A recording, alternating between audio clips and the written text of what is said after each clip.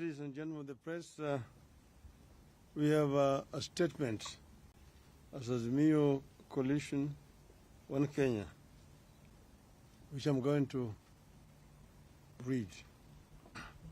Today, Honorable William Samoei Ruto, my opponent in last year's presidential contest, has issued what I regard as an important statement. No, it's a little bit. Sorry. Down a bit, yeah. Yeah, it's okay. There you Yeah. are. Yeah, go slowly. Well, I'll begin again. Today, Honorable William Samoei Ruto, who was my opponent in the last year's elections, has issued what I regard as an important statement since the election. We have Somebody should be doing it. It's okay. Finish. we have met Tunaenda very fast. We have met and listened to a diverse group of Kenyans, including religious leaders from all faiths, about the crisis facing our country today. They have implored us to give dialogue, especially during these holy periods of Easter and Ramadan. It is in this context that we make this counter offer to Hon Ruto's call for dialogue. Mr. Ruto has asked me and Azimio to enter into a constitutional, open-ended and binding dialogue with his government to find a resolution to the issues that we in Azimio have raised about the last year's election and the key governance and the cost of living issues facing our country. As Kenyans know, we disputed the 2022 election results declared by the then IBC chairman, Wafula Chebukati, and a minority of 2 commissioners against the express decision of a majority of 4 commissioners to reject those results. To our consternation, the Supreme Court unfortunately agreed with the IBC. We refuse to accept the ruling of the Supreme Court as biased and lacking in proper jurisprudence. Since then, we have widely consulted with the people of Kenya throughout the width and breadth of this great country of ours. We have held rallies and more recently demonstrations in Nairobi and elsewhere. We believe that the people of this country understand the danger we face as a country. In our view, elections are sacred because they must represent the true voice of the people. We have raised the key issues that we face as a country, including the electoral injustice, the cost of living, the legitimacy of the IBC, the opening of the server for a forensic audit, the savage attacks on media and innocent civilians by the police, and the viability of our democracy, including buying off of members of parliament. We have said that members of parliament, once elected in political parties, must carry that mandate for the rest of the life of that parliament.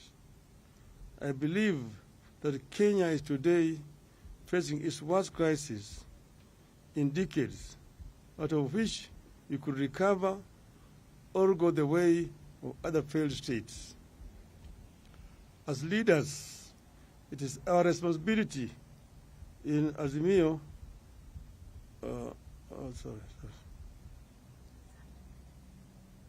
As leaders, it is our responsibility in Azimio la Umoja to save this country from the catastrophe. We as Azimio la Umoja have resolved the following. 1. We acknowledge Mr. Ruto's olive branch for a dialogue on key issues raised by Azimio la Umoja. To us, this is a positive development. 2. We agree that a balanced parliamentary process, co-chaired by both sides and backed by experts from outside, should proceed. In our view, this committee must be composed with immediate effect, with strict deadlines for resolving the crisis facing the country. 4. In accepting the call for dialogue, we ask that all arrests and prosecutions related to our demonstrations be stopped with immediate effect. In view of the foregoing, we stand down our demonstrations for Monday, that is tomorrow, April 3rd, 2023. 6.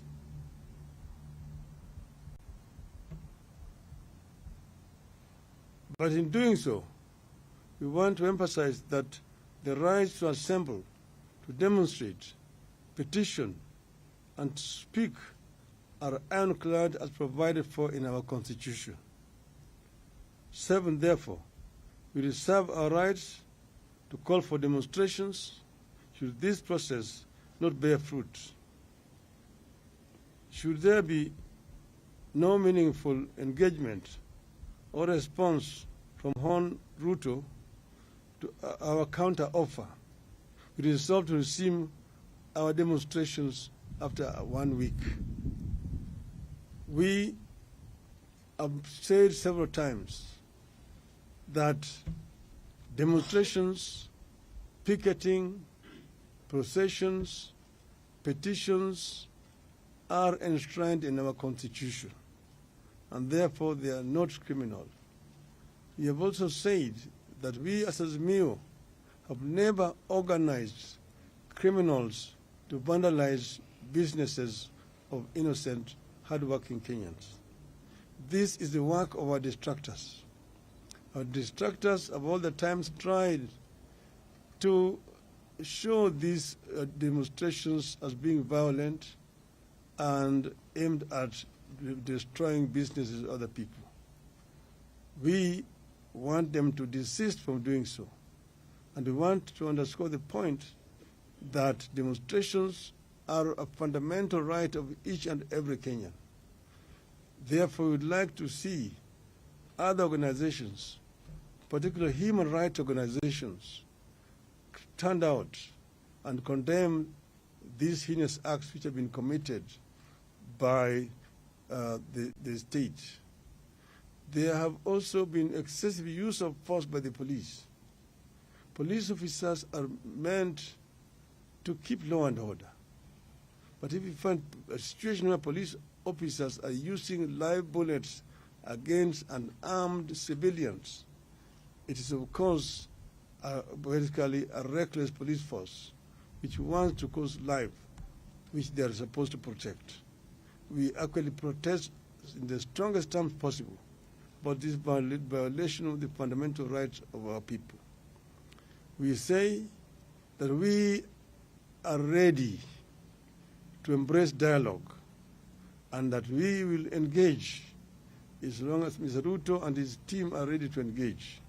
We as Azimio are ready because we want a peaceful resolution to the differences that we are having in this country.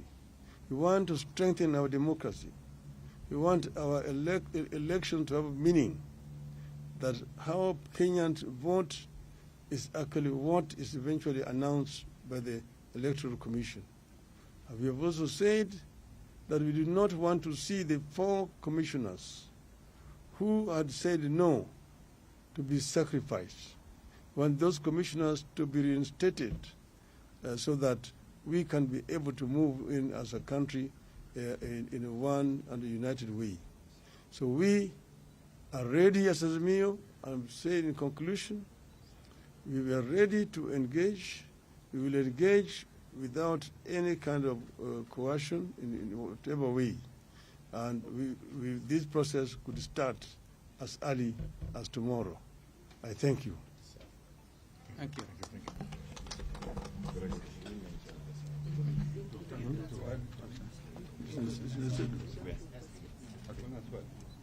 There's any question? No questions. Fantastic. Do you have any questions? Yes. No, they don't. My name is Brian Mushiri from NTV. What is your position on the cost of living? Because there are some who engaged in the weekly protest because of the high cost of living that the country is currently experiencing. That is contained in the statement. We have stated clearly as one of our irreducible minimum demands. And we are saying that when we engage in a bipartisan manner, we will raise this issue of the cost of living so that we can be able to alleviate the suffering of our people. We have said that at times like this, we should go back to subsidies which are being applied by the former regime so that the cost of living can come down to the majority of our people. So that is it's not compromisable. It is one of our irreducible minimums.